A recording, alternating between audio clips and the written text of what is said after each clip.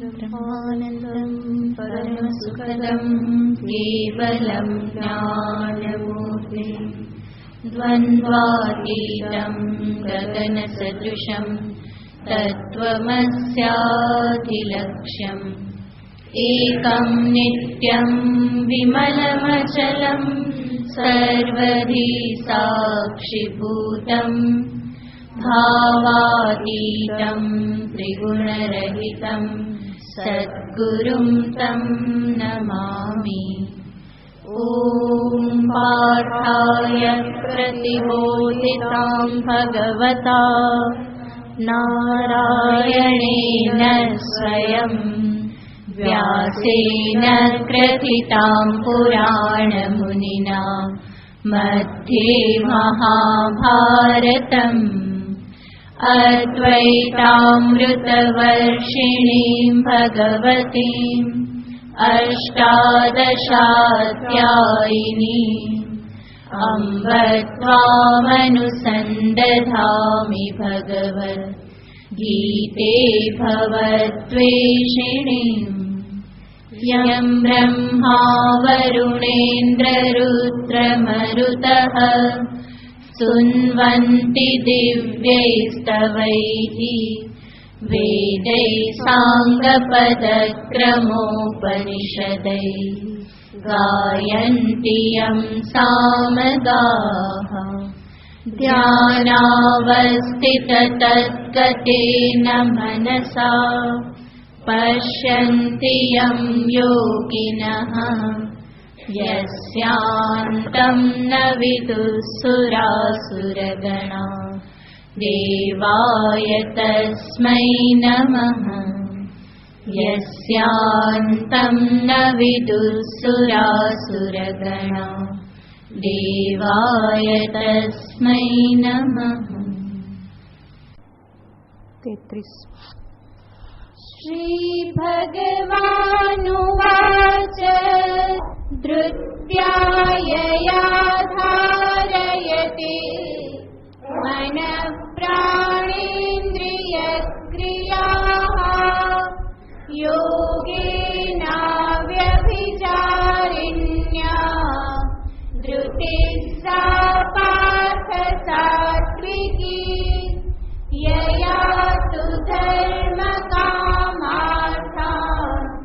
धृत्या धारयतेऽर्जुन प्रसङ्गेन फलाकाङ्क्षी धृतिः सा पार्थ राजसी यया स्वप्नं भयं शोकं विषादं मदमेव च न विमुञ्चति दुर्मेधा धृतिः सा पार्थ तामसी सुखं त्विदानीं त्रिविधं शृणु मे भरतर्षभ अभ्यासाद्रमते यत्र दुःखान्तं च निगच्छति।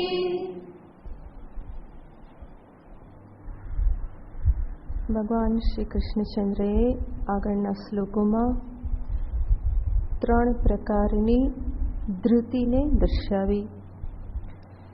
ધૃતિ શબ્દનો અર્થ આપણે જોયેલો હતો સંયમન શક્તિ, સ્તંભન શક્તિ. આજે ધૃતિ શક્તિ જે છે એનો જ્યારે કોઈ અધ્યાત્મ લક્ષ્યને માટે પ્રયોગ કરવામાં આવે તો એ ધૃતિ સાત્વિક બની જાય છે. એટલે જ ભગવાને કહ્યું યયા મન પ્રાણેન્દ્રિય ક્રિયા ધારયતે, જેના વડે મન પ્રાણ ઇન્દ્રિય આ બધાની ક્રિયાઓને ધારણ કરી શકાય, સંયમ ધારણ કરી શકાય, એને રોકી શકાય. તો એવી જે શક્તિ એને સાત્વિક ધૃતિ કહેવામાં આવે. આવી ધૃતિ વગર, સંયમ શક્તિ વગર અધ્યાત્મ સાધનામાં પ્રવેશ કરવો સંભવ નથી. તો મનુષ્યનું જે સામાન્ય જીવન છે સામાન્ય જીવન જે પ્રમાણે એક પ્રાકૃતિક જીવન પશુ જીવન હોય છે એ પ્રમાણે જીવતો રહે તો એમાં એની કોઈ માનવતા નથી. પરંતુ જે ધૃતિ શક્તિ એને પ્રાપ્ત થયેલી છે એના આધારે દરેક વ્યવહારમાં વિચારપૂર્વક, સંયમપૂર્વક, સમજદારીપૂર્વક એ વ્યવહાર કરવો, એમાં જ એની માનવતા પ્રગટ થાય છે. અને એટલા માટે ધૃતિ શક્તિનો પ્રયોગ દરેક મનુષ્યએ કરવો જોઈએ અને સન્માર્ગે કરવો જોઈએ. એટલે જ ભગવાને 3 વિભાગ બતાવ્યા. નહીં તો એ જ ધૃતિ શક્તિ જો બીજાને કષ્ટ આપવા માટે કે પછી પોતાની મૂઢતા આદિને પોષવા માટે જો એનો ઉપયોગ કરવામાં આવે તો એ તામસિક ધૃતિ શક્તિ છે. તો તામસ અને રાજસિક જે છે એને છોડી અને સત્વમાં આગળ વધવાનું છે. ભગવાન એટલે જ આ 3 પ્રકાર બતાવી રહેલા છે, સાત્વિક, રાજસિક અને તામસિક. હવે આ બધાના પરિપાકે પ્રાપ્ત થતું જે ફળ, જે પણ ભેદ બતાવ્યા, ક્રિયા, કર્તા, કરણ, જ્ઞાતા, જ્ઞેય, આ બધા જે 3 ભેદ ભગવાને બતાવ્યા, એમાંથી અંતે શું નીપજે છે તો કે કોઈને કોઈ ફળ ઉત્પન્ન થાય છે. અને મુખ્ય ફળ કયું છે તો કહેવામાં આવે છે સુખ. પ્રત્યેક વ્યક્તિ સુખની ઝંખના કરે છે. તો એ સુખ જે છે એને પણ ભગવાન 3 વિભાગમાં વહેંચે છે. તો એની પ્રતિજ્ઞા ભગવાને કરી, ઇદાનીમ હે ભરતર્ષભ, હે ભરત કુલોત્પન્ન અર્જુન, ઇદાનીમ હવે, મેં મમ વચનાત, મારા વચનથી તું 3 પ્રકારના સુખને સાંભળ. ત્રિવિધમ સુખમ શૃણુ, 3 પ્રકારના સુખને તું સાંભળ. તો અર્જુન સાંભળી તો રહેલા જ, છતાં પણ ભગવાન ફરી કહેશે સાંભળ. શેના માટે? સાવધાન કરવા માટે. સાંભળતા સાંભળતા મન આમ તેમ ક્યાંય જતું રહ્યું તો ફરી જ્યારે કોઈ કહે કે બરાબર સાંભળો તો ફરી પાછી એકાગ્રતા આવી જાય. સ્વામી દિવ્યાનંદજી હોય તો એવું કે સાવધાન હો કે સુનો, મેરુદંડ સીધા રખ કે સુનો. મેરુદંડ સીધા એટલે સીધા બેસો, કમર સીધી રાખીને સાંભળો. તો ભગવાન પણ અહીંયા અર્જુનને કહેશે કે શૃણુ. અર્જુન સાંભળી રહેલા છે, છતાં પણ વધારે મહત્વની વાત છે, ક્યાંક એમાં ઉપેક્ષા ન થઈ જાય એટલે ભગવાન ફરી કહેશે સાંભળ. આપણે પણ કોઈને વાત કરતા હોય, પેલો સાંભળતો હોય તો પણ આપણે કહીએ છીએ ને કે જો સાંભળ હું શું કહું છું. એનો અર્થ શું કે કંઈક વધારે મહત્વની વાત હું કહી રહેલો છું, એની ઉપેક્ષા ન થઈ જાય. સાંભળતો હો તો વધારે ધ્યાન આપીને સાંભળ, એકાગ્ર થઈને તું સાંભળ. તો ભગવાન પણ અહીંયા કહેશે શૃણુ ભરતર્ષભ, હે અર્જુન તું સાંભળ. તો સુખને બતાવતા ભગવાન કહેશે અભ્યાસાત રમતે યત્ર દુઃખાંતમ ચ નિગચ્છતિ. યત્ર જ્યાં, જે સ્થિતિમાં, અભ્યાસાત રમતે અભ્યાસના પરિણામે રમણ કરે છે અને દુઃખના અંતને પામે છે. તો આ ભગવાને સુખનું એક સામાન્ય લક્ષણ આપ્યું કહેવાય. શું? તો કે જ્યાં અભ્યાસ પરિચયના પરિણામે ફરી ફરીને એને કરવા માટેની વૃત્તિ થાય છે, એમાં એ રમણ કરે છે અને એના પરિણામે દુઃખના અંતને પામે છે. તો સુખ એટલે દુઃખનો અંત. જ્યાં દુઃખ નથી ત્યાં જ તો સુખ કહેવાય. તો એને ભગવાન અહીંયા સુખ તરીકે દર્શાવે છે. અભ્યાસાત રમતે યત્ર દુઃખાંતમ ચ નિગચ્છતિ. કેટલાક આચાર્યો આ જે પંક્તિ જે છે શ્લોકની દ્વિતીય પંક્તિ, અભ્યાસાત રમતે યત્ર દુઃખાંતમ ચ નિગચ્છતિ, ત્યાંથી જ સાત્વિક સુખનું નિરૂપણ પ્રારંભ થાય છે એ પ્રમાણે બતાવે છે. તો એક તો આનો અર્થ લઈ શકાય કે ભગવાને સુખનું લક્ષણ આપ્યું કે સુખ એટલે શું? જેને ફરી ફરી કરવાથી ત્યાં રમણ કરે છે, ગમે છે અને દુઃખના અંતને પામે છે. અથવા તો આ જે પંક્તિ જે છે એને સાત્વિક સુખના નિરૂપણ રૂપે પણ લઈ શકાય. કેટલાક આચાર્યો એ પ્રમાણે કહેશે. તો સાત્વિક સુખ કોને કહેવાય? વિશેષ નિરૂપણ ભગવાન આગળના શ્લોકમાં કરે છે. પછી બંનેને સાથે આપણે જોઈશું. આગળનો શ્લોક યત્તદગ્રે વિષમિવ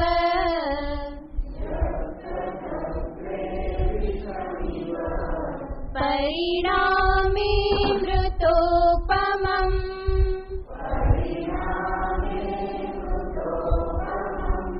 તદ્ तत्सुखं सात्विकं प्रोक्तम्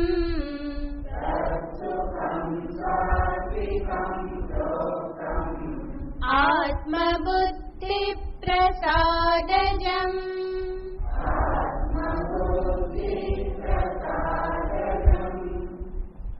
યત સુખમ અગ્રે વિષમિવ, જે સુખ પ્રાપ્ત કરવામાં પ્રારંભમાં એ કેવું લાગે તો કે વિષમિવ, વિષ જેવું લાગે. પરિણામે અમૃતોપમમ, પરિણામે અંતતઃ એ કેવું બની રહેશે અમૃત સમાન. તત્સુખમ સાત્વિકમ પ્રોક્તમ, એવા સુખને સાત્વિક કહેવામાં આવેલું છે કે જે આત્મબુદ્ધિ પ્રસાદજમ, જે આત્મવિષયક બુદ્ધિની નિર્મલતામાંથી ઉત્પન્ન થયેલું છે, એવા સુખને સાત્વિક સુખ કહે છે. એક એક શબ્દ આપણે જોઈએ તો સર્વપ્રથમ ભગવાન કહે છે કે જે સુખ અગ્રે, અગ્રે એટલે કે પ્રારંભમાં, વિષમિવ, વિષમિવ એટલે ઝેર જેવું લાગે. તો જે સુખની પ્રાપ્તિને માટે જે પ્રયત્ન થાય છે, પ્રયત્નમાં પ્રારંભમાં શું લાગે તો કે વિષ જેવું, વિષ જેવું લાગે. એનો અર્થ છે અતિ કઠિન લાગે, બહુ કઠોર લાગે, દુર્લભ લાગે. એના માટે ઘણું બધું કષ્ટ સહન કરવું પડે તો એ બહુ આકરું લાગે.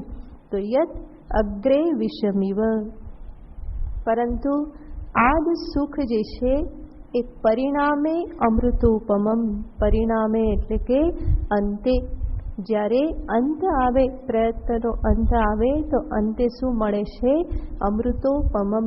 એ સુખ એવું છે કે જેને અમૃતની ઉપમા આપી શકાય. તો અમૃત તો મધુર છે ને, આગળ કહ્યું વિષ જેવું, તો પછી કેવું છે અમૃત જેવું, મીઠું મધુરું છે.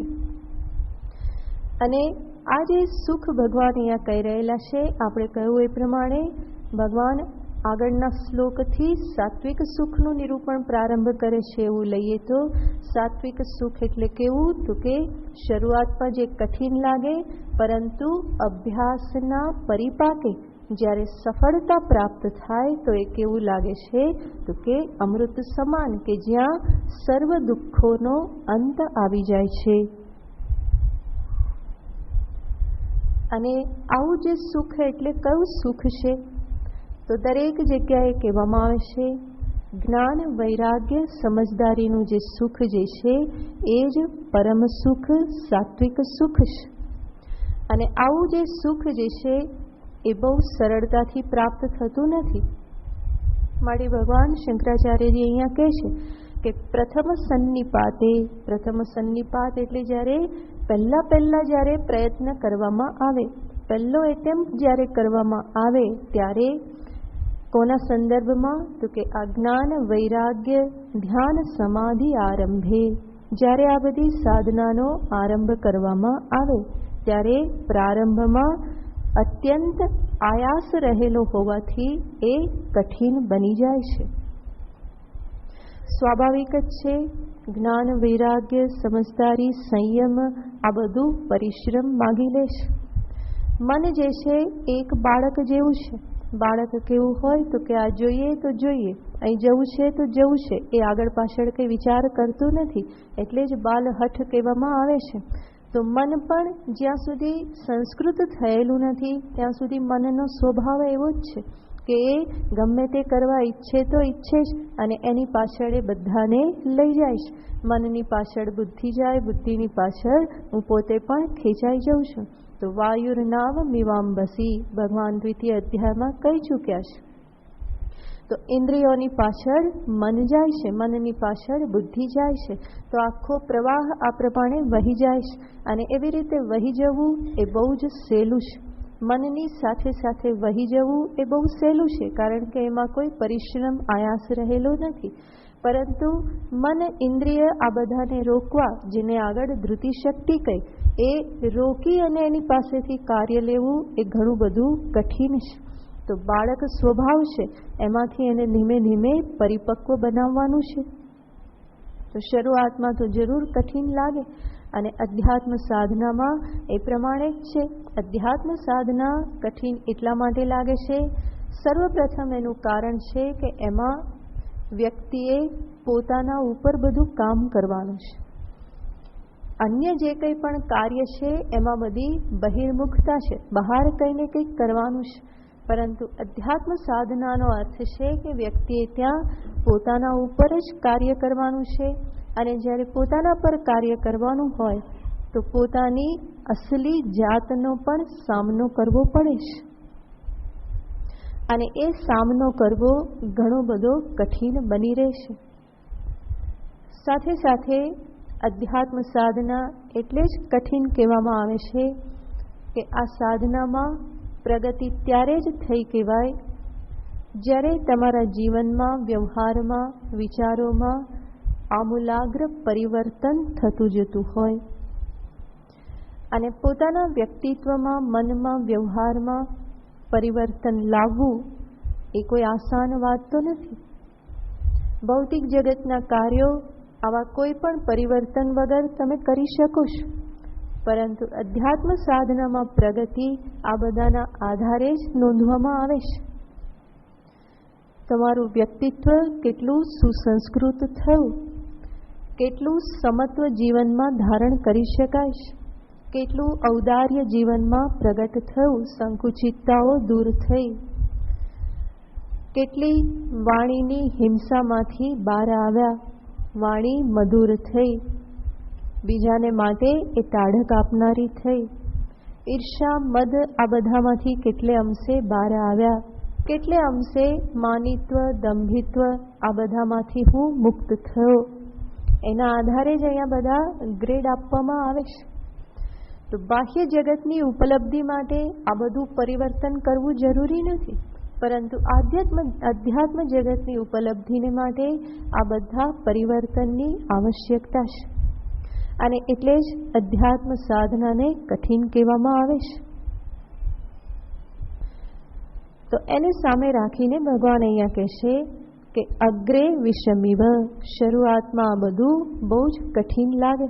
એટલા માટે શરૂમાં સત્સંગ સાંભળે તો એમ લાગે કરે બાપરે આ શું થશે, કેવી રીતે થશે. કારણ કે પોતે જે રીતે જીવન જીવી રહેલા છે એના કરતાં તદ્દન અલગ પ્રકારની વાત અહીંયા સાંભળવામાં આવે છે.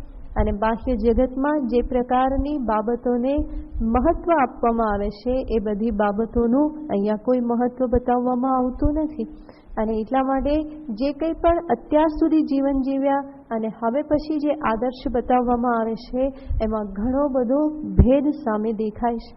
અને પરિણામે શરૂઆતમાં એવું લાગે કે કેવી રીતે પહોંચી વળાય.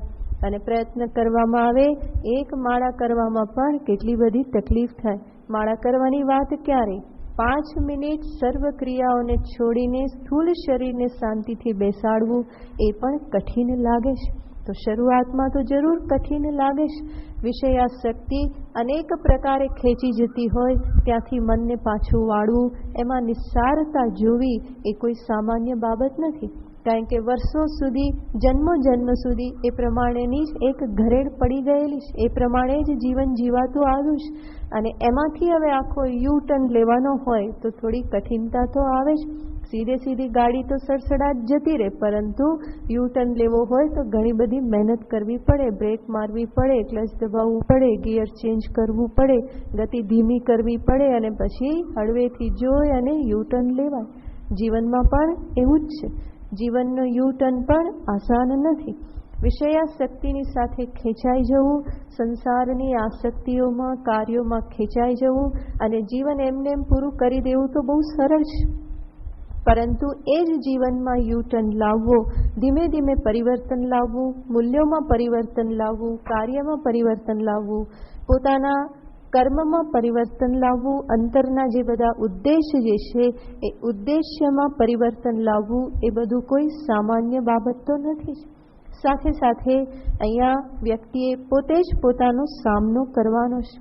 પ્રારંભ કરે ત્યારે ખબર પડે કે કેટલી બધી નબળાઈઓ છે. ઘણું બધું આમાં કરવાનું કાર્ય એને દેખાય છે અને ત્યારે લાગે કે કેવી રીતે થશે. માટે શરૂઆતમાં તો જરૂર કઠિન છે. જ્ઞાન, વૈરાગ્ય, ધ્યાન, સમજદારી આ બધી સાધના જરૂર કઠિન લાગે છે. પરંતુ ભગવાન આગળ કહેશે અભ્યાસાત રમતે યત્ર, જો એમાં એ લાગી રહે, ફરી ફરીને એનો અભ્યાસ એ પ્રારંભ કરે, તો પછી અંતે તો શું છે? રમતે, એમાં એ રમણ કરે છે. ધીમે ધીમે પછી એમાં આનંદ આવવા લાગે છે.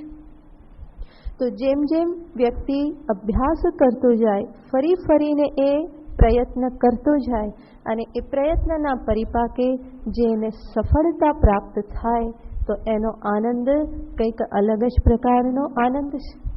વિષય આનંદ ભોગનો આનંદ છે કે જ્યાં અંદર પરાધીનતા છુપાયેલી છે. અધ્યાત્મ સાધનામાં જે સુખ પ્રાપ્ત થાય છે એ સ્વાધીનતાનું સુખ છે, સ્વાતંત્ર્યનું સુખ છે, અને એ સુખ જ સાચું સુખ કહેવામાં આવે છે. પરમ સ્વાતંત્ર્ય એ જ મોક્ષ સુખ છે, અને રિલેટિવલી જે સ્વાતંત્ર્ય જે છે એ આ સાધનાના પરિપાકે પ્રાપ્ત થતું જાય છે. તો જેમ જેમ એમાં પરિપાક થતો જાય, એમ એમ ભગવાન કહે છે અભ્યાસાત તત્ર રમતે. તો શરીરની ક્રિયાઓ, ઇન્દ્રિયોની ક્રિયાઓ, મનની ભાવનાઓ, બુદ્ધિની વિચારધારા, આ બધા ઉપર જ્યારે ધીમે ધીમે સાધક એક પરિપક્વતા પ્રાપ્ત કરતો જાય, પોતાની જે કંઈ પણ સમજદારી, જે કંઈ પણ સાંભળે છે, સત્સંગ કરે છે, વાંચન કરે છે, એમાં જે કંઈ પણ બતાવવામાં આવે, અને એ સમજદારી જે પ્રાપ્ત કરતો જાય, સમજદારીને સાથે સાથે જીવનમાં પણ આચરણ કરતો જાય અને એપ્લાય કરતો જાય, તો ધીમે ધીમે જીવન જે છે એ ઉન્નતિ તરફ આગળ વધતું જાય છે. અને એના પરિપાકે સાધકને પોતાને જ બહુ સંતોષ પ્રાપ્ત થાય છે કે હું કંઈ કરી શકું છું, હું પરાધીન નથી, હું સ્વાધીન છું. મારી ઉપાધિ શરીર, ઇન્દ્રિય, પ્રાણ, મન એ બધા મારા કંટ્રોલમાં છે, સંયમમાં છે. હું એને જ્યાં ઉપયોગમાં હોય ત્યાં હું એને ઉપયોગમાં લઈ શકું છું. તો એ જેમ જેમ આગળ વધતો જાય, એમ એમ આ બધી પરાધીનતામાંથી એ મુક્ત થતો જાય છે, અને પરિણામે એને એ સ્વાધીનતાનું સુખ ત્યાં અનુભવમાં આવે છે. અને થોડી સફળતા મળી તો ફરી પાછો ઉત્સાહ વધે છે, ઉત્સાહપૂર્વક કર્યું તો ફરી સફળતા મળે છે, સફળતા મળી તો ફરી ઉત્સાહ વધે છે. તો દીર્ઘકાલ નૈરંતર્ય આ બધું જાળવી અને જો નિરંતર કરવામાં આવે તો જરૂર સફળતા પ્રાપ્ત થાય છે. અને એ સફળતાનું સુખ જ ભગવાન કહેશે સાચું સુખ છે, સાત્વિક સુખ છે. અને ત્યારે દુઃખાંતમ નિગચ્છતિ, ત્યારે પછી એના દુઃખનો અંત આવે છે. તો એવું જે સુખ એને સાત્વિક સુખ કહેવામાં આવે છે કે જ્યાં ઓછામાં ઓછી પરાધીનતા, ધીમે ધીમે પરાધીનતા કેવી થતી જાય છે? ઓછી થતી જાય છે. એટલા માટે કહેવામાં આવે કસ્ય સુખમ ન કરોતિ વિરાગઃ, વૈરાગ્ય કોને સુખ નથી આપતો? તો સાચું સુખ તો વૈરાગ્યમાં જ છે. સુર મંદિર તરુમૂલ નિવાસઃ, શૈયા ભૂતલ મજિનમ વાસઃ. સુર મંદિર, દેવ મંદિર, અને ત્યાં એક ઝાડ છે, એની નીચે વાસ કરવામાં આવે છે. તો એ કેવો છે? એ વૈરાગ્યનો પરિપાક છે. અને એવો જે વૈરાગ્ય જે છે, કસ્ય સુખમ ન કરોતિ વિરાગઃ, વૈરાગ્ય કોને સુખ નથી આપતો? એનો અર્થ વૈરાગ્ય સર્વને સુખ આપનાર છે. વૈરાગ્યમેવ સુખમ, આ સૂત્ર હંમેશા યાદ રાખવા જેવું છે. અને વૈરાગ્ય એટલે આપણને યાદ રહેવું જોઈએ કે વૈરાગ્ય એટલે માત્ર બાહ્ય પરિવેશ નથી. ભગવા કપડાં કે પીળા કપડાં પહેરી લેવા, ત્રિપુંડ તાણી લેવું, રુદ્રાક્ષ માળા પહેરી લેવી, એ માત્ર વૈરાગ્ય નથી. કે પછી ફાટેલા તૂટેલા કપડાં પહેરવા અને આજુબાજુ ગંદકી રાખવી, એનું નામ વૈરાગ્ય નથી. વૈરાગ્ય એ ચિત્તની એક પરિપક્વ અવસ્થા છે, મનની એક પરિપક્વ અવસ્થા છે કે જે પરિપક્વતામાં પછી વિષયો પ્રત્યેની, વ્યક્તિઓ પ્રત્યેની, સંબંધો પ્રત્યેની, પરિસ્થિતિઓ પ્રત્યેની પરાધીનતા નથી. એટલે જ અનેક વખત આપણે જોયેલું છે કે વૈરાગ્ય એટલે એ કોઈ ભાગેડું વૃત્તિ નથી, કે પછી જગત પ્રત્યે તિરસ્કાર કે ઘૃણા એવી કોઈ ભાવના, એનું નામ પણ વૈરાગ્ય નથી. પરંતુ વૈરાગ્યનો અર્થ છે જગત પ્રત્યેની સાચી સમજદારીના પરિણામે એના પ્રત્યેની એક સાચી દ્રષ્ટિ, યોગ્ય દ્રષ્ટિ, જગત પ્રત્યે, વિષયો પ્રત્યે, વ્યક્તિઓ પ્રત્યે એક યોગ્ય પ્રકારનો અભિગમ, યથાર્થ અભિગમ, રાઈટ એટીટ્યુડ, અને એ જ છે સાચો વૈરાગ્ય, કે જેના પરિણામે મારે એની પાછળ ભાગવાનું નથી રહેતું, કે એનાથી પણ ભાગવાનું રહેતું નથી, એની પાછળ પણ દોડવાનું નથી અને એનાથી ભાગવાનું પણ નથી. પરંતુ વૈરાગ્ય એ મનની એવી એક પરિપક્વ અવસ્થા છે કે જેમાં પછી વિષયો હોય ના હોય ફેર પડતો નથી. જીવન ટકાવવાને માટે જેટલું આવશ્યક છે એટલું હું ગ્રહણ કરું, આવશ્યક નથી તો ગ્રહણ કરવાની જરૂર નથી, સામે હોય કે ના હોય એનાથી ફેર પડતો નથી.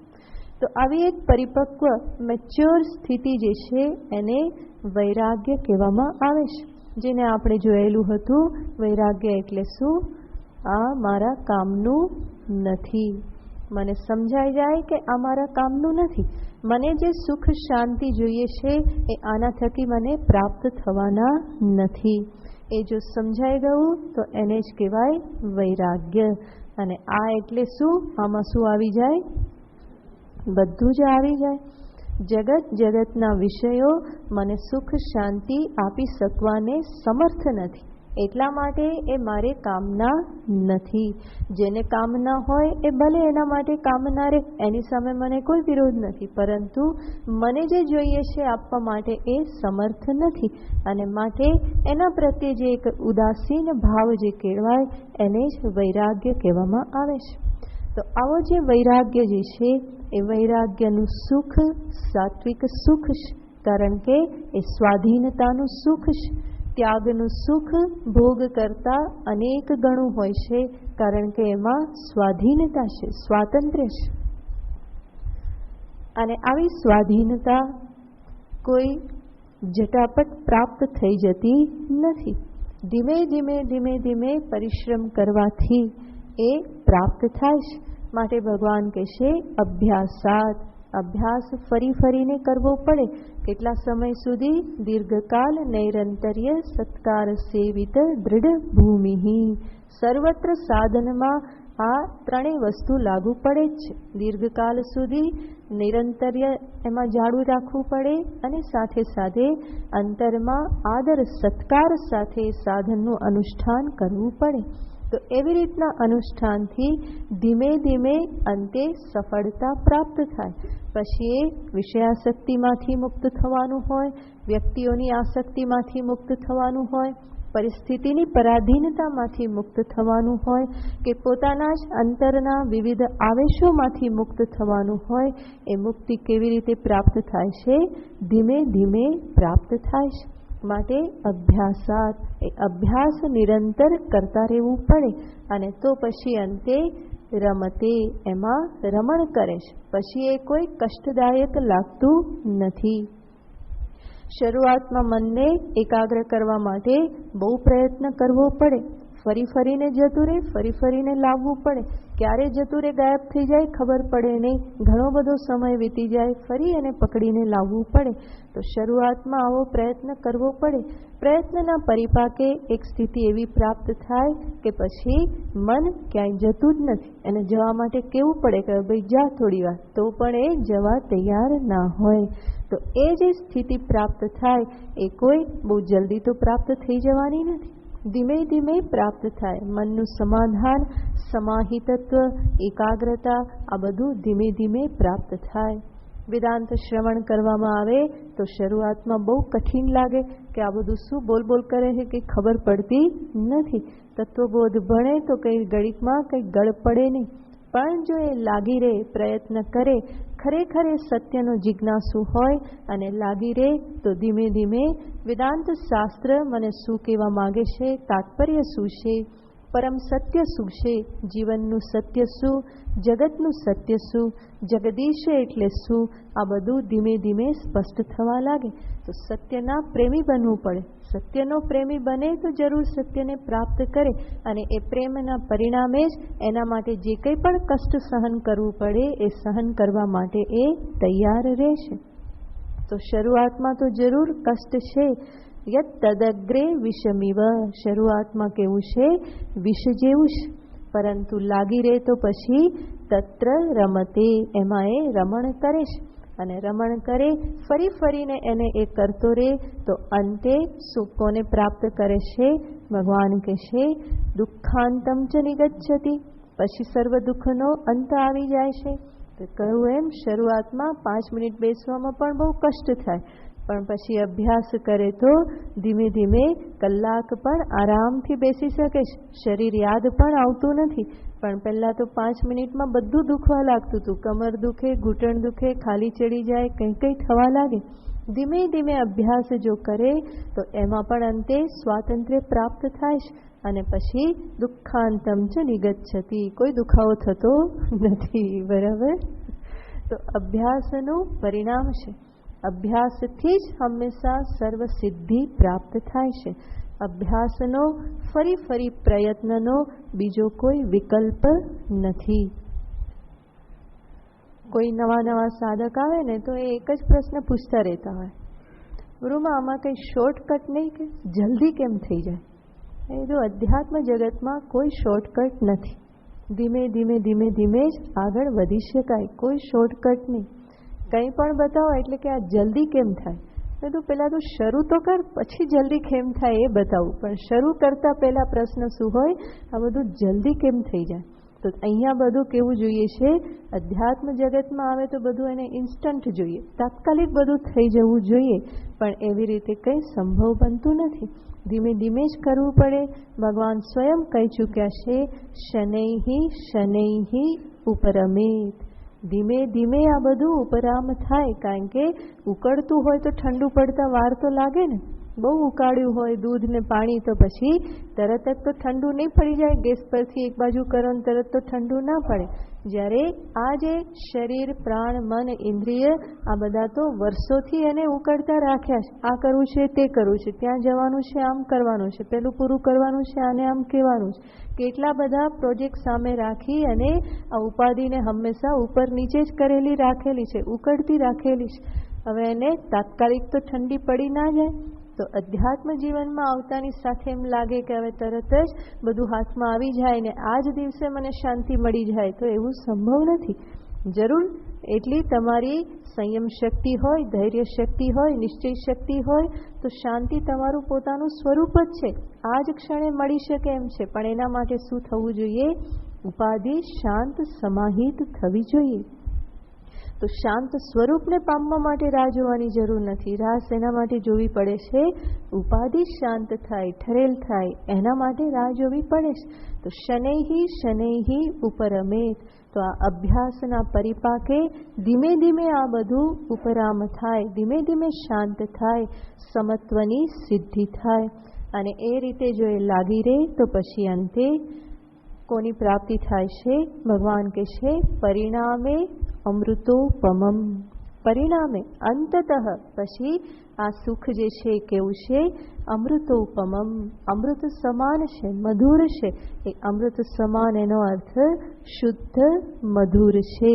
અમૃતની ઉપમા એને ભગવાન આપે છે. તો અમૃત એટલે જરૂર મીઠું હશે, આપણને તો ખબર નથી, બરાબર? પણ ભગવાન ઉપમા આપે છે કે અમૃતોપમમ, પેલા વિષ જેવું કીધું. તો એનો અર્થ છે કે વિષ જે છે એ કેવું છે? તો કે જીવનને હણનાર છે. અને અમૃત કેવું છે? જીવન પ્રદાન કરનાર છે. તો આવી રીતની જ્યારે અધ્યાત્મ સાધના કરી અને આગળ વધવામાં આવે તો જીવન જે છે એ સાર્થક થાય છે, સફળ થાય છે. તો સાત્વિક સુખ જે ભગવાન અહીંયા બતાવે છે એ મુખ્યતયા કેવું સુખ છે? સ્વાધીનતાનું સુખ છે. અને સ્વાધીનતા જ્ઞાન વૈરાગ્ય થકી જ છે, માટે એનું સુખ એ જ સાત્વિક સુખ છે. ન સુખમ દેવરાજસ્ય ન સુખમ ચક્રવર્તિનઃ યત સુખમ વીતરાગસ્ય નિત્યમેકાંતશીલિનઃ. કે છે જે સુખ ચક્રવર્તી રાજાને નથી મળતું, જે સુખ દેવરાજ ઇન્દ્ર સ્વર્ગના રાજાને પણ નથી મળતું, એ સુખ કોને મળે છે? યત સુખમ વીતરાગસ્ય, જે વૈરાગ્યથી યુક્ત છે, નિત્યમેકાંતશીલિનઃ, એકાંતવાસી વૈરાગ્યથી યુક્ત એવી વ્યક્તિને જે સુખ મળે છે, સુખ દેવરાજ ઇન્દ્રને માટે પણ દુર્લભ છે. એને એ પ્રાપ્ત થતું નથી, કારણ કે એને પણ ભય રહેશે, આમ તેમ ભાગવું પડે છે. તો જ્યારે વિતરાગ જે છે, શ્રોત્રિયસ્ય ચાકા મહતસ્ય, ઉપનિષદ કહે છે જે કામનાઓથી હણાયેલો નથી એને સર્વ સુખ પ્રાપ્ત થાય છે. તો પરિણામે અમૃતોપમમ તત્સુખમ સાત્વિકમ પ્રોક્તમ, એ સુખને સાત્વિક કહેવામાં આવ્યું. ફરી ભગવાન એના માટે એક શબ્દ વાપરે છે, આત્મબુદ્ધિ પ્રસાદજમ. આત્મવિષયક બુદ્ધિના પ્રસાદથી ઉત્પન્ન થયેલું. આત્મવિષયક બુદ્ધિ એનો અર્થ છે આત્મ સ્વરૂપને વિષય કરનારી બુદ્ધિ. એનો અર્થ જે આત્મચિંતન કરનારી, નહીં તો આત્મા એટલે જેને આપણે જીવાત્મા કહીએ, અને એવો અર્થ લઈએ તો જે આત્મ નિરીક્ષણ કરનારી, આંતર નિરીક્ષણ કરનારી, ફરી ફરીને પોતાના જીવનનું જે અવલોકન કરે, હું જે સમજું છું અને હું જે જીવું છું એ બંનેની વચ્ચે તાલમેલ છે કે નહીં, એવો જે વિચાર કરતી રહે બુદ્ધિ. અને એ પ્રમાણેના વિચારના પરિણામે અંતે જે આત્મચિંતન કરતી થઈ. તો શરૂઆતનું સાધન છે આંતરનિરીક્ષણ, અને આંતરનિરીક્ષણથી જ અંતે પછી આત્મવિચારમાં પ્રવેશ સંભવ બને. તો આંતરનિરીક્ષણ એ અંતઃકરણને તૈયાર કરનારું સાધન છે. ફરી ફરીને જોવું પડે, રોજ રોજનો એકાઉન્ટ સેટલ કરવો પડે કે આજે શું થયું, શું ના થયું, એ રોજ રોજ પોતાનો હિસાબ સેટલ કરવો પડે. અને એવી રીતે કરતાં કરતાં જ અંતઃકરણ નિર્મલતાને, પ્રસન્નતાને પ્રાપ્ત થાય છે. અને એવા શુદ્ધ અંતઃકરણમાં જ આત્મ સ્વરૂપ જે છે એને સમજવાની યોગ્યતા પ્રાપ્ત થાય છે. અને એને સમજી લીધું તો અંતે જે અવિદ્યારૂપી અંતિમ અશુદ્ધિ હતી એ પણ હટી જાય છે. અને અધ્યાત્મ સાધના તો એવી છે કે અંતિમ લક્ષ્ય સુધી ન પહોંચવામાં આવે તો પણ એ યાત્રા દરમિયાન પણ ઘણું બધું સુખ, આનંદ પ્રાપ્ત થાય છે. શરૂઆતમાં જરૂર કષ્ટદાયક છે, પરંતુ પછી તો યાત્રા સ્વયં પણ કેવી બની રહેશે? આનંદદાયક બની રહેશે.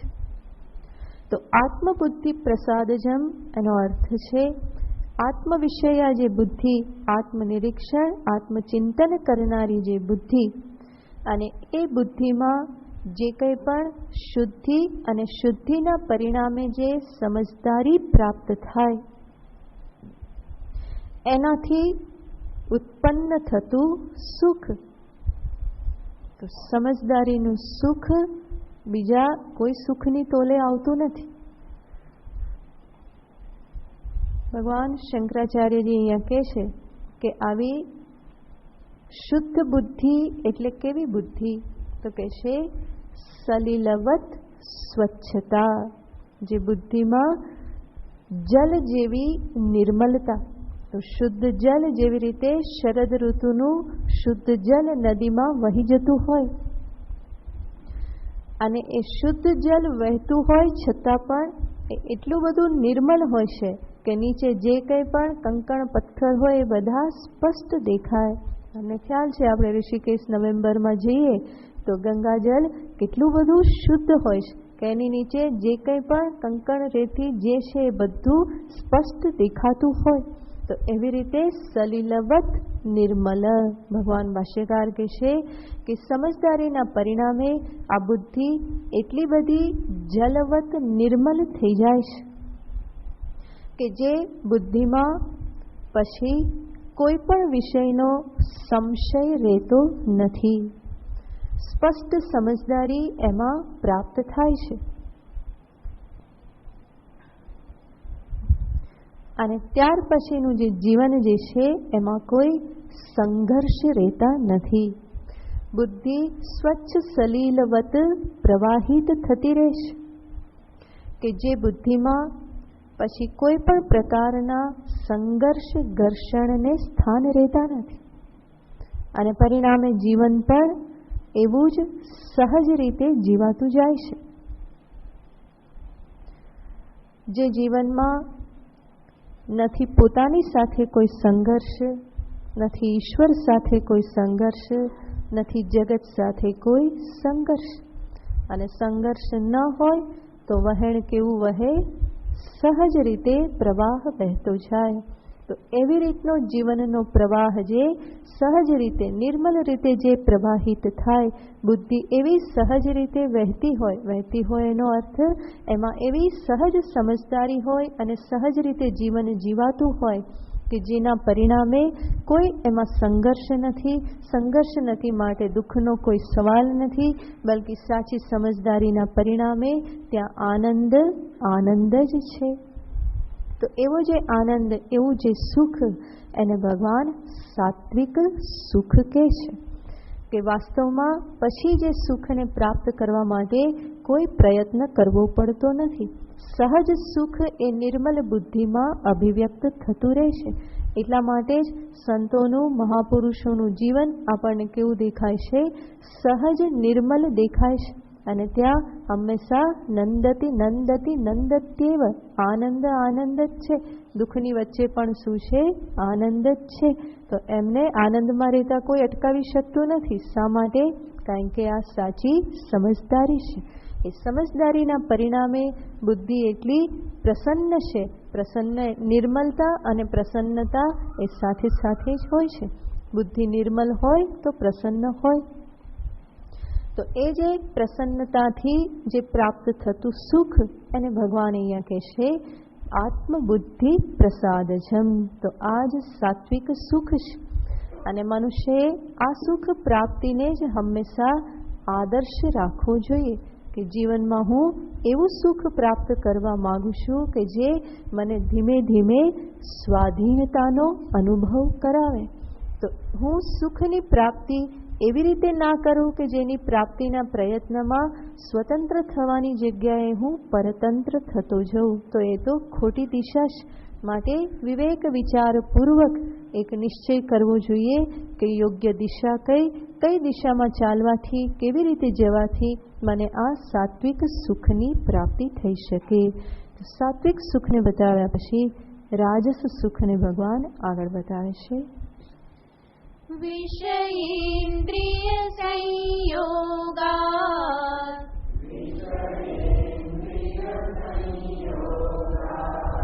યત્તદગ્રે મૃતોપમં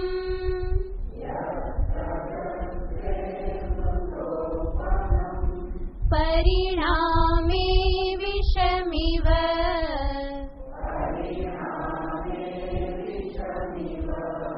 તત્સુખં રાજસં સ્મૃતં.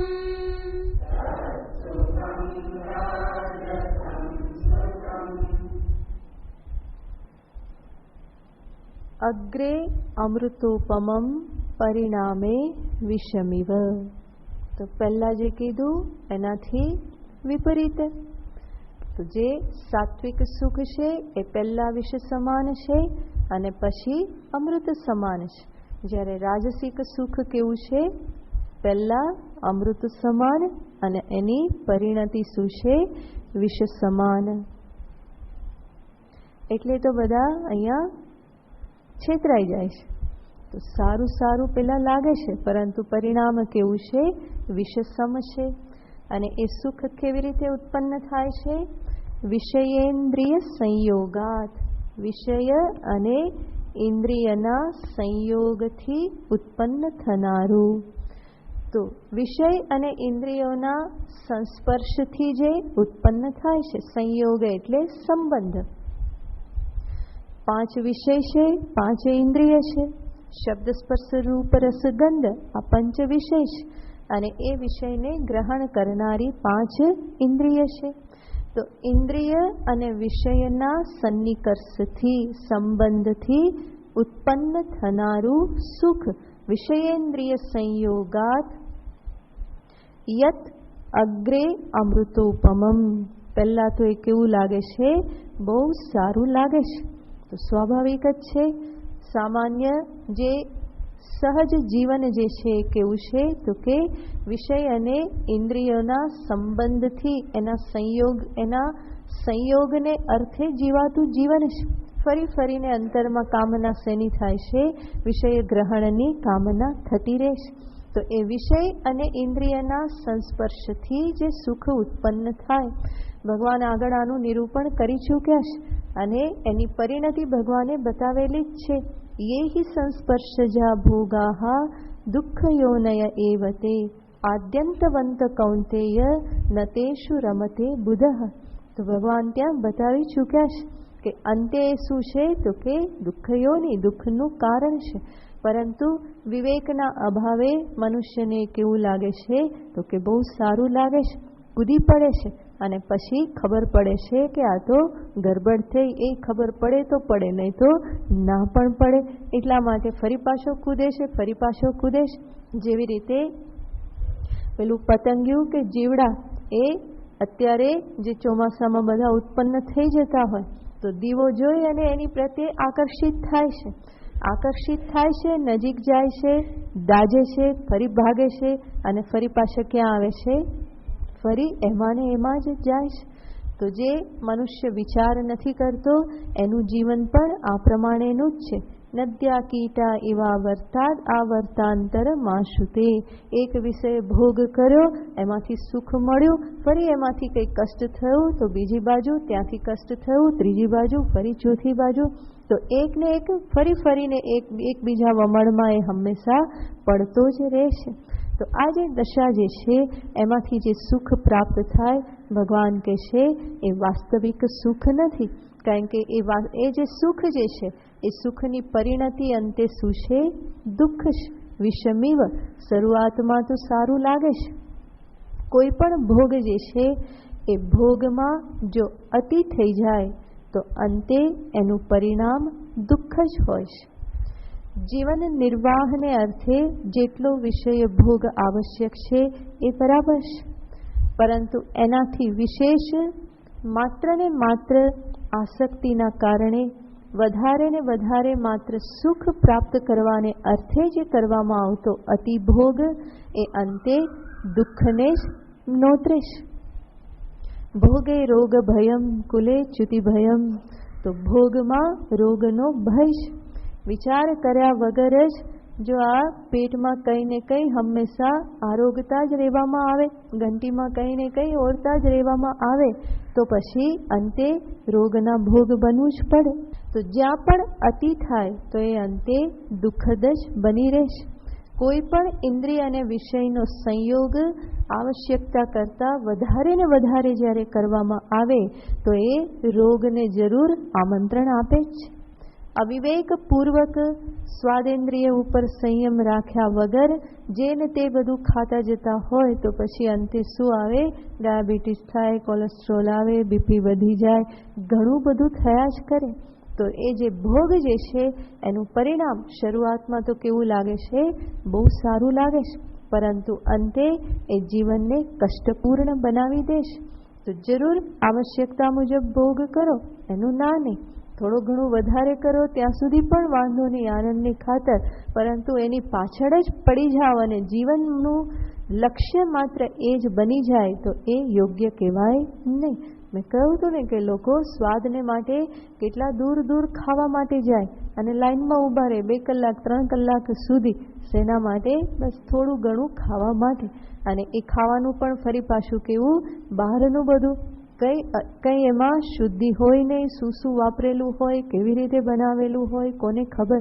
પણ એવું ખાવા માટે પણ એ દૂર દૂર જાય અને કલાકો સુધી રાહ જુએ છે. એને કઈ બુદ્ધિમત્તા કહેવાય? એની પાછળ કોઈ બુદ્ધિમત્તા તો રહેલી નથી. માત્ર શું રહેલું છે? તો કે આવેશ રહેલો છે. કોનો આવેશ છે? તો કે એ ભોગ પ્રત્યેની આસક્તિ, ઇન્દ્રિયમાં જે લાલચ જે છે એ ખેંચી જાય છે. બાકી ક્યારેય પણ ઘરના ભોજન કરતાં હોટેલનું ભોજન સારું હોતું નથી. જો એવું હોય તો એને નિરંતર તમે ખાઓ, કેટલા દિવસ ખાઈ શકો છો? 2-4 દિવસમાં ઘરનું ભોજન યાદ આવે છે કે હવે તો ઘરનું ખવાય તો સારું. એનો અર્થ શું? કે સારું કયું છે એ જ છે, સ્વાસ્થ્યને અનુકૂળ એ જ છે, પરંતુ વિચાર નથી થતો અને એટલા માટે એ બાજુ ભાગવામાં આવે છે. અનિવાર્ય સંજોગોમાં ગ્રહણ કરીએ એમાં કંઈ વાંધો નહીં. બહારગામ ગયા હોય, રસ્તામાં કંઈ ખાવું પડે તો બરાબર છે, પરંતુ ખાવા માટે થઈને વારંવાર જવાનું થાય તો એ તો યોગ્ય ના કહેવાય. ઇવન ઘરમાં પણ બનતું હોય ને એમાં પણ જો ફરિયાદ થતી રહેતી હોય તો એ પણ યોગ્ય ના કહેવાય.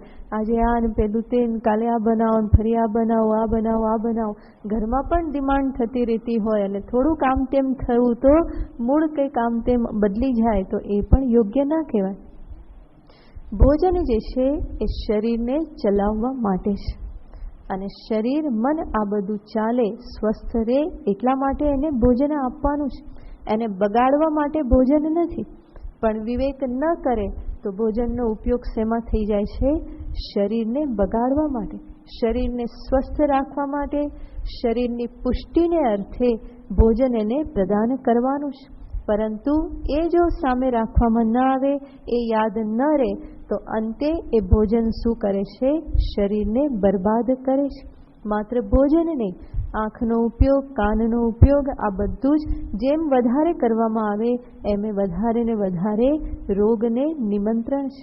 આંખ જતી રહે, કાનમાં પણ કંઈ તકલીફ થતી રહે તો સર્વ ઇન્દ્રિય જે છે એના તેજને, વધારે પડતો ભોગ જે છે એના તેજને હણી લે છે.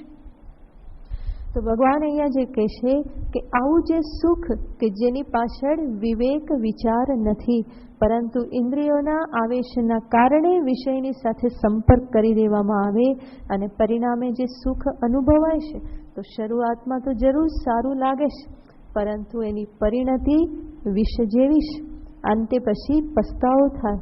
વિવેક ના કર્યો હોય, સંયમ ન રાખ્યો હોય અને પછી ડૉક્ટર પ્રિસ્ક્રિપ્શન આપે ત્યારે શું થાય? પસ્તાવો થાય. કંઈક ડાયગ્નોઝ થાય ત્યારે શું થાય? અરે રે, ધ્યાન રાખ્યું હોત તો સારું થાત, અત્યાર સુધી ધ્યાન નહીં રાખ્યું, પરિણામે આ થયું. તો એવો પસ્તાવો, એવી ગ્લાનિ, પોતાના જીવન પ્રત્યેની એવી બેદરકારી એ કોઈ રીતે યોગ્ય તો કહેવાય નહીં. માટે પહેલેથી જ સજાગ રહી અને જીવન જીવવાનું હોય. જે સત્સંગી છે, સાધક છે, એને તો ખ્યાલ છે જ. જે ન જાણતા હોય અને કરે તો એ તો ક્ષમ્ય છે, પરંતુ જે જાણવા છતાં પણ જો આ પ્રમાણે જીવનને બદલે નહીં, જીવનમાં સંયમ ધારણ ન કરે, સન્માર્ગે ન વળે તો એ તો પછી ક્ષમ્ય કેવી રીતે હોય? તો ભગવાન જે અહીંયા સમજદારી આપી રહેલા છે એ સમજદારીને બરાબર અપનાવી અને જીવનમાં એને આચરણ કરવાનું હોય, એને અનુરૂપ જીવનનો વ્યવહાર આપણે ગોઠવીએ તો રાજસિક સુખ તો જરૂર છે, પરંતુ એ વાસ્તવિક સુખ નથી, સુખનો આભાસ માત્ર છે. અને એટલા માટે એવા સુખને પ્રાપ્ત કરી અને એ દુઃખના અંતને પામતો નથી, પરંતુ એ સુખ પામીને અંતે ફરી પાછો ક્યાં પહોંચે છે? દુઃખમાં જ પહોંચે છે. ત્યાર પછી ભગવાન તામસિક સુખને બતાવે છે. યદગ્રે ચાનુબંધે ચ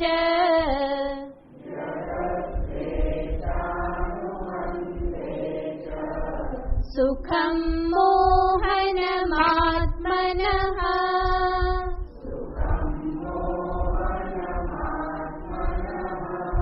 નિદ્રાલસ્ય પ્રમાદોત્થમ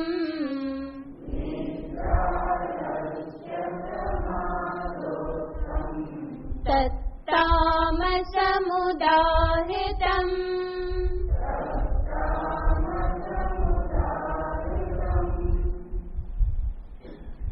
તત્તામસમ ઉદાહૃતમ, એને તામસ સુખ કહેવામાં આવેલું છે. કોને? યદ અગ્રે અનુબંધે ચ, અગ્રે એટલે શરૂઆતમાં, અનુબંધે એટલે અંતમાં, પરિણામે. યત સુખમ અગ્રે અનુબંધે ચ આત્મનઃ મોહનમ મોહકરમ. જે સુખ શરૂઆતમાં અને પછી પણ મોહમાં નાખનારું હોય, મોહમાં નાખનારું મોહકરમ, મોહથી ગ્રસ્ત કરનારું હોય.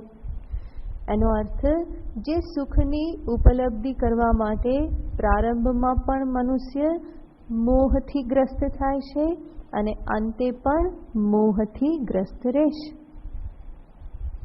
તો એવું સુખ કે જે મનુષ્યને મૂઢ બનાવનાર છે. મોહથી ગ્રસ્ત થવું એનો અર્થ છે મૂઢ થવું, મૂઢતાને પ્રાપ્ત થવું, કે જ્યાં પછી બુદ્ધિ કાર્ય કરતી નથી. સારું ખોટું કાર્ય અકાર્યનો વિવેક બુદ્ધિ કરી શકતી નથી. એ અવસ્થાને જ મોહ કહેવામાં આવે, કે જ્યાં સત્યનું વાસ્તવિકતાનું દર્શન નથી થતું. જેમ કે કોઈ વ્યક્તિને શરાબ પીવાની આદત હોય તો શરૂઆતમાં જ શું થાય છે, જેવી અંતરમાં ઈચ્છા ઉત્પન્ન થઈ કે તરત જ શું થઈ જાય છે, બુદ્ધિ કામ કરતી બંધ થઈ જાય છે.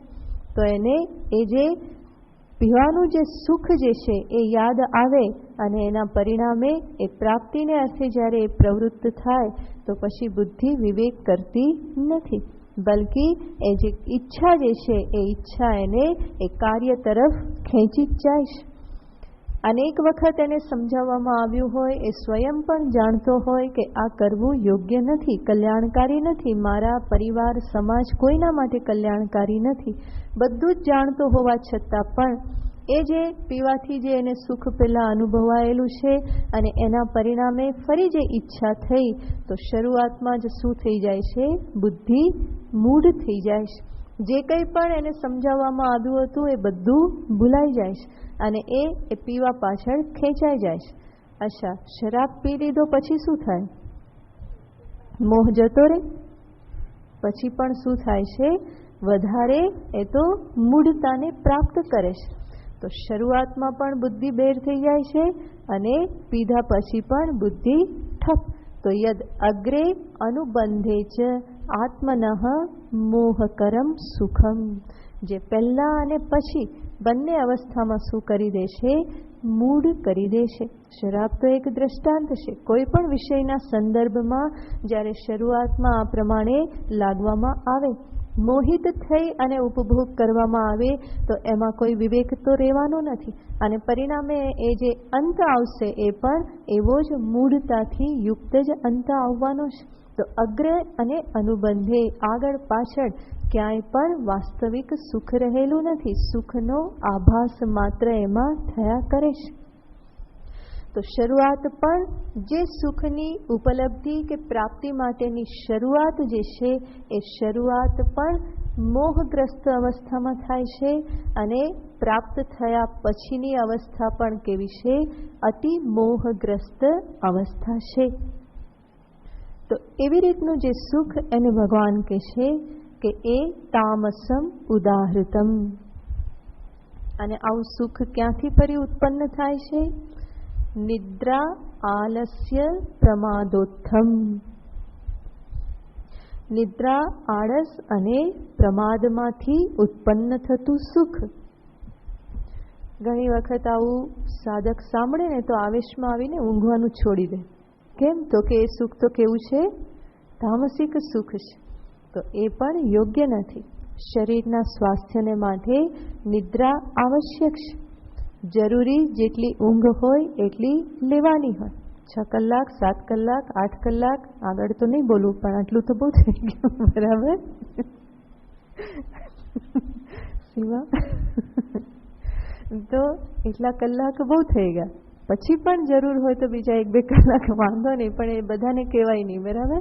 એ કેટલાક અપવાદરૂપ કેસ બરાબર છે. તો અમુક પ્રકાર, અમુક કલાક સુધી ઊંઘ આવે એ સમજી શકાય, પણ પછી પણ એમાંથી જ સુખ લેવાની વૃત્તિ થાય તો એ તો એક પ્રકારની મૂઢતા જ છે. અને ઊંઘમાં જતા પહેલાં કોઈ સજાગ તો ના હોય ને, મોહિત જ હોય. હા, અને જાગ્યા પછી પણ તાત્કાલિક કંઈ જલ્દી આવતું નથી બુદ્ધિમાં. તો જે આવો ઊંઘણસી જે છે એક જીવનમાં કંઈ પ્રાપ્ત કરી શકતો નથી. તો નિદ્રામાંથી જે સુખ પ્રાપ્ત થાય, વિશેષ ફરીને એમાંથી જ સુખ મેળવવાની જે ઈચ્છા રાખે, કુંભકર્ણના વંશજ કોઈ હોય તો એ ભગવાન કહેશે કે કેવું છે, તો કે તામસિક સુખ છે.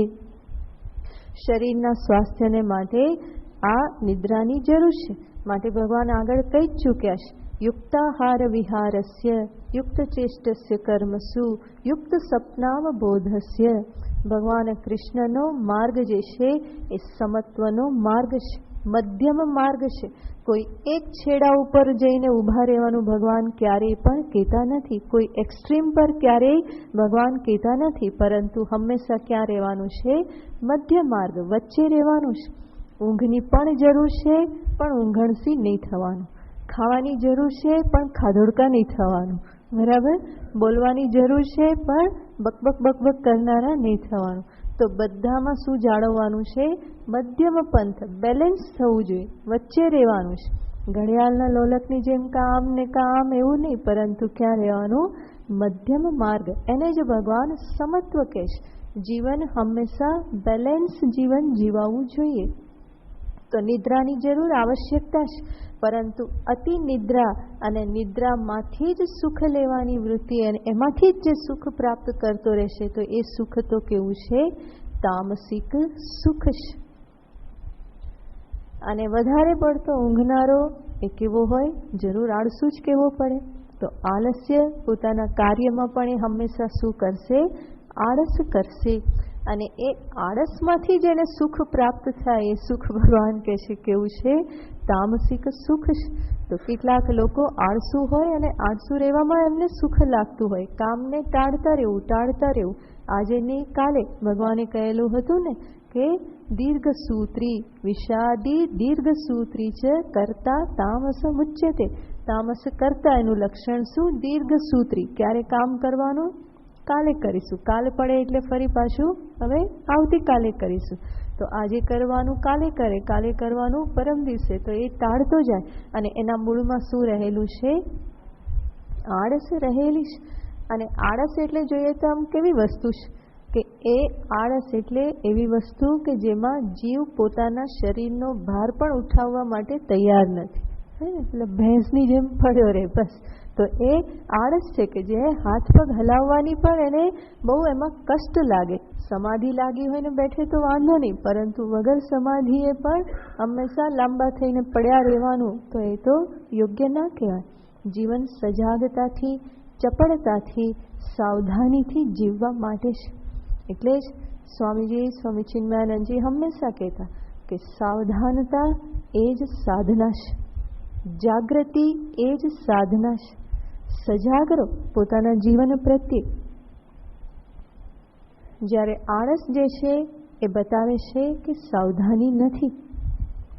સાથે સાથે ભગવાન કહેશે કે પ્રમાદનો અર્થ છે કર્તવ્યને જાણવા છતાં પણ એની ઉપેક્ષા કરવી.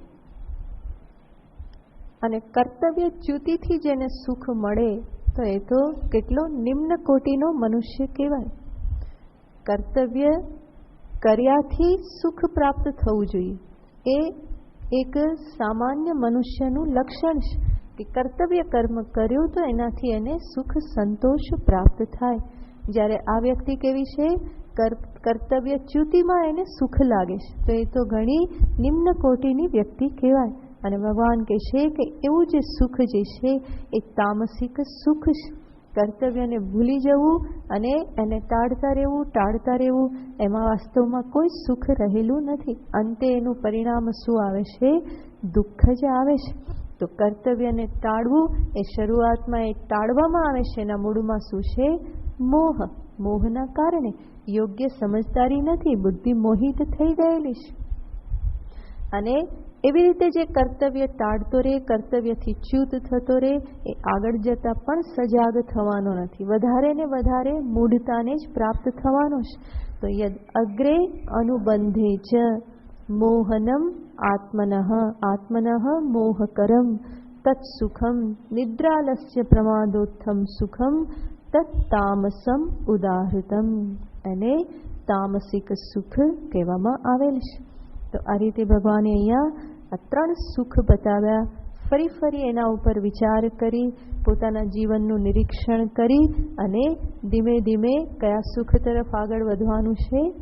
સાત્વિક સુખ તરફ, નિર્મલ સુખને જીવનનું લક્ષ્ય બનાવીએ અને એના માટે પ્રયત્ન કરતા રહીએ.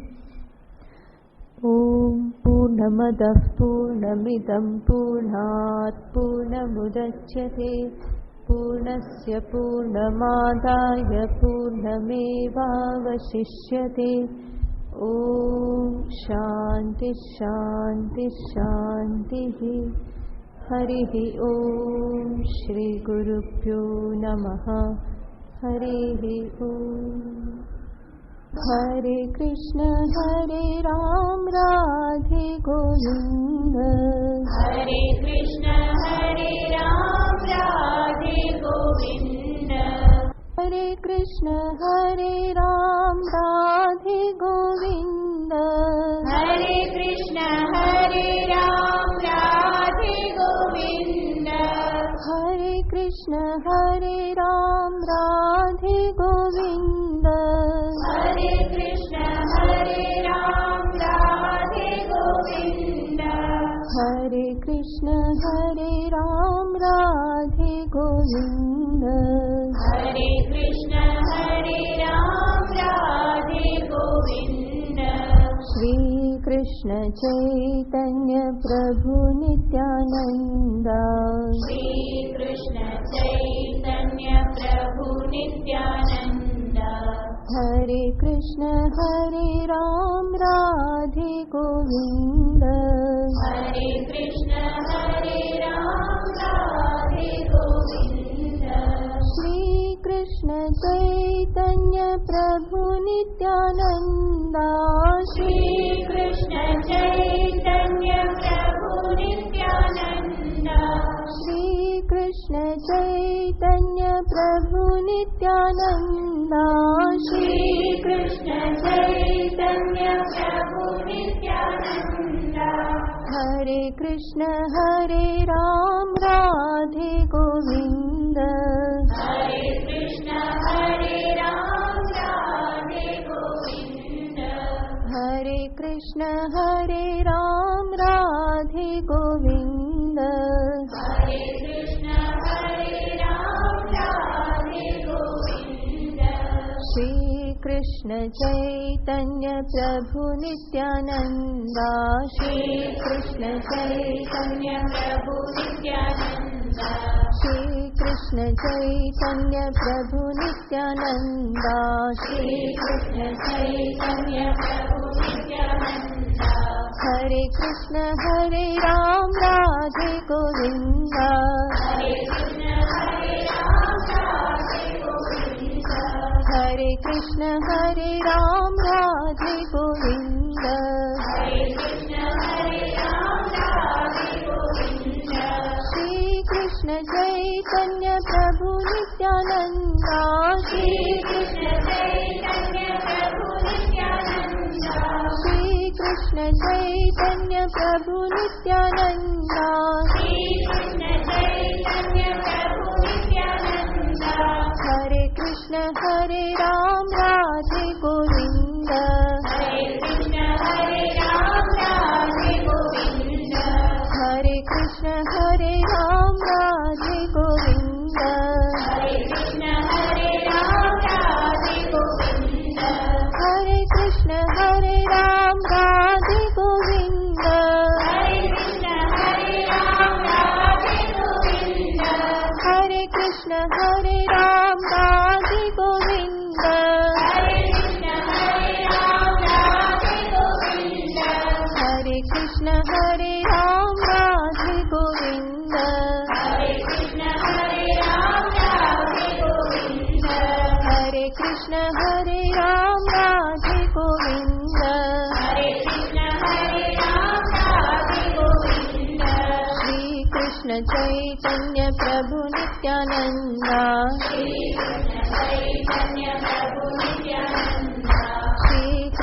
चैतन्य प्रभु नित्यानंदा श्री कृष्ण चैतन्य प्रभु नित्यानंदा हरे कृष्ण हरे राम राधे गोविंद हरे कृष्ण हरे राम राधे गोविंद हरे कृष्ण हरे राम राधे गोविंद हरे कृष्ण हरे राम राधे गोविंद हरे कृष्ण हरे राम राधे गोविंद हरे कृष्ण हरे राम राधे गोविंद बोल श्री कृष्णचंद्र भगवान की जय राजा रामचंद्र भगवान की जय श्री कृपानिधि महादेव की जय सद्गुरुदेव की जय नमः